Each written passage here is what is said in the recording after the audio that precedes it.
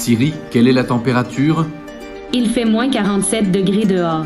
La température ambiante en Antarctique est de moins 20 degrés Celsius. Ici, elle est de moins 47 degrés Celsius.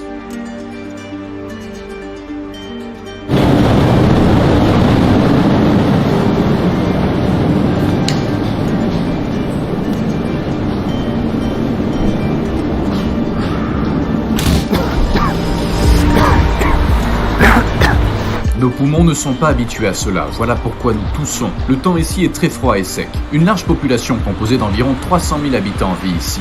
Yakoutsk est la capitale de la République de Sakha, une région autonome de Russie située à 450 km du pôle Nord. Comme cet endroit se trouve à l'extrême nord-est de la Sibérie, il est très isolé du reste du monde.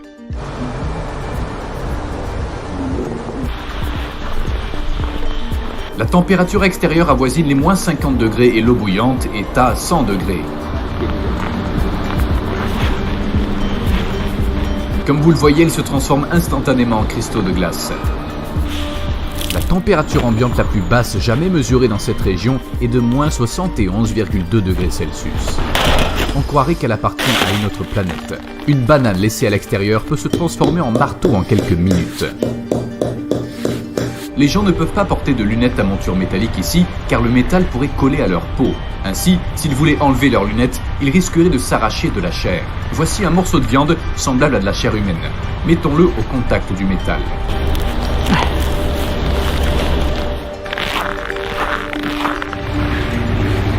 Comme vous le voyez, ce sont des tuyaux d'eau et ils doivent être posés au-dessus du sol, car le sous-sol est gelé par la glace. Il y a en fait une masse de glace de 30 mètres d'épaisseur sous la ville.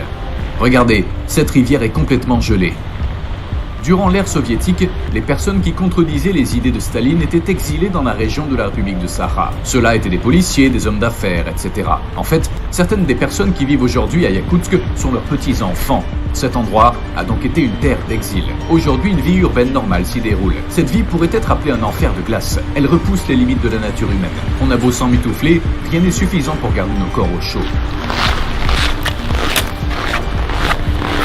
Si vous possédez une voiture ici, alors vous avez un gros problème. L'hiver s'étend sur 6 à 7 mois ici. Et durant cette période, vous ne pouvez jamais conduire votre voiture. Si vous insistez pour la conduire, vous ne pourrez jamais arrêter le moteur de votre véhicule. Par exemple, la voiture avec un moteur en marche que vous pouvez voir ici est vide. Il n'y a personne à l'intérieur. Il existe des centaines de voitures comme celle-ci. La raison pour laquelle le moteur tourne est que s'il s'arrête, il risque d'être complètement recouvert de glace et l'huile du moteur gèlerait. Comme vous le voyez, le propriétaire de ce véhicule a dû décider de ne pas faire tourner sa voiture pendant un long moment. Au bout de 20 minutes d'arrêt du moteur, il est normal de perdre tout espoir.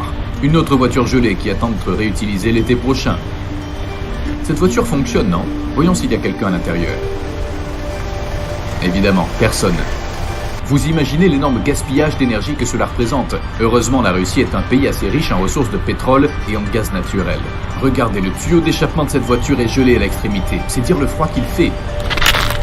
Il y a des couvertures spéciales pour la protection, mais parfois ça ne suffit pas, et les personnes qui en ont les moyens gardent leur véhicule couvert dans un garage chauffé. Étant donné que ces véhicules sont constamment en marche, il y a une couche constante de fumée d'échappement au-dessus de la ville. La portée de la visibilité est souvent inférieure à 60 mètres en raison du nuage de pollution. Les maisons ici ont une architecture complètement différente d'ailleurs. La raison pour laquelle les bâtiments sont construits sur des piliers est que le sol est couvert de glace et qu'il y a une possibilité de déplacement de la glace. Les vieilles maisons commencent à s'incliner après une dizaine d'années parce que la quantité de glace augmente ou diminue. C'est comme des broches et des aiguilles. La pire chose qui puisse arriver est d'avoir des engelures. Sachant que le réfrigérateur fonctionne à environ 4,4 degrés et un congélateur à moins 20 degrés, nous pouvons affirmer avec certitude que tout ce qui se trouve ici pourrait faire office de congélateur de haute technologie puisque la température est de moins 50. Cela explique pourquoi certaines personnes sont capables de conserver leurs fruits ou leur viande en les accrochant simplement à leurs fenêtres. Puis-je faire de la luge avec cette serviette ?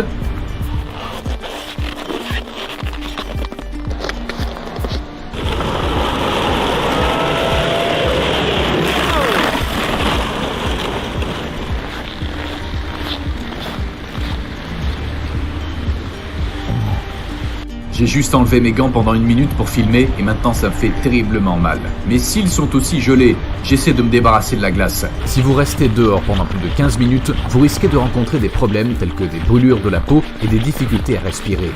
Un refroidissement qui commence par une douleur semblable à une piqûre d'aiguille.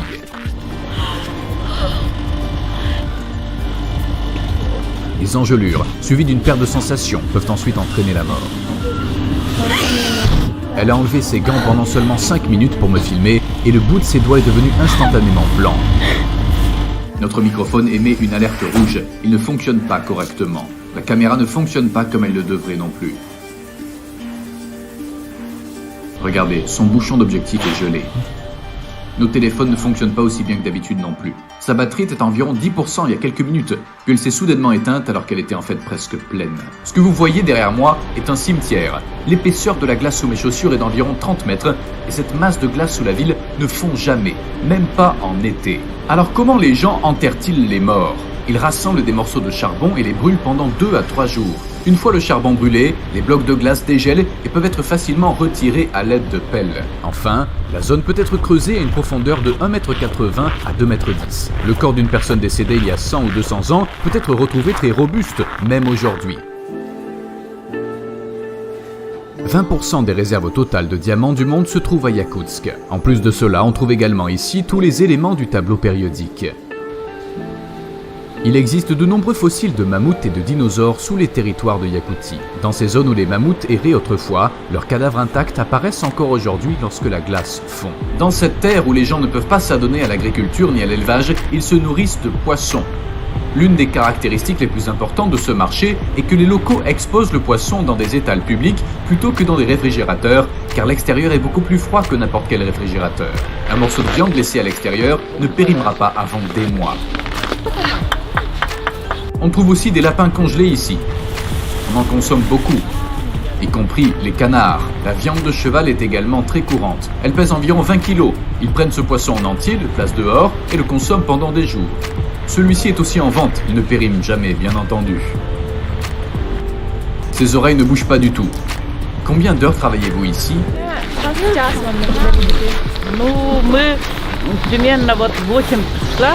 Depuis combien de temps faites-vous ce travail ?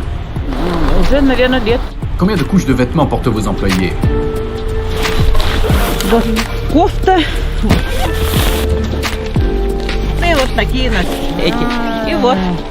Ils se tiennent debout sur ces fourrures afin de ne pas sentir le froid qui arrive par les pieds depuis le sol. Les Yakoutiens, qui représentent la majorité de la population, sont d'origine turque. Et 38% de la population est d'origine russe.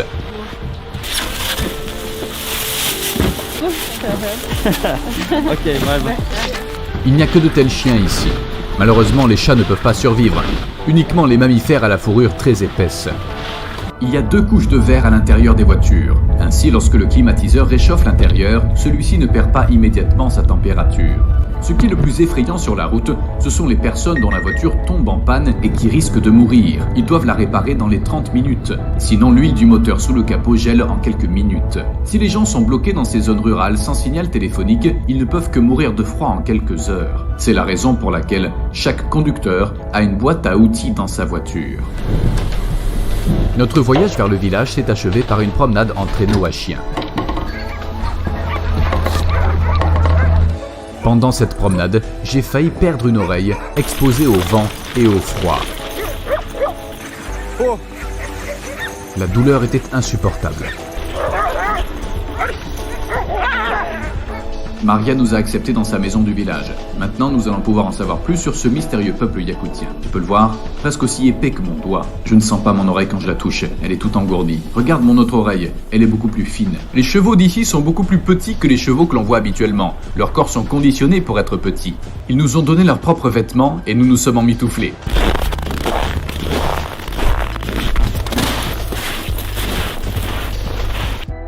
Vous pouvez dire en regardant ce bateau gelé que l'endroit où nous marchons est un lac. Nous essayons de le briser à un angle de 90 degrés. Nous venons de percer un trou de 50 à 63 cm de diamètre ici. Les vaches vont venir et satisfaire leurs besoins dans l'eau. Nous sommes constamment en train de retirer la glace cassée. Combien de temps faut-il pour que cette eau soit à nouveau complètement gelée ? Les vaches de ce village sont toujours gardées dans les étables en hiver.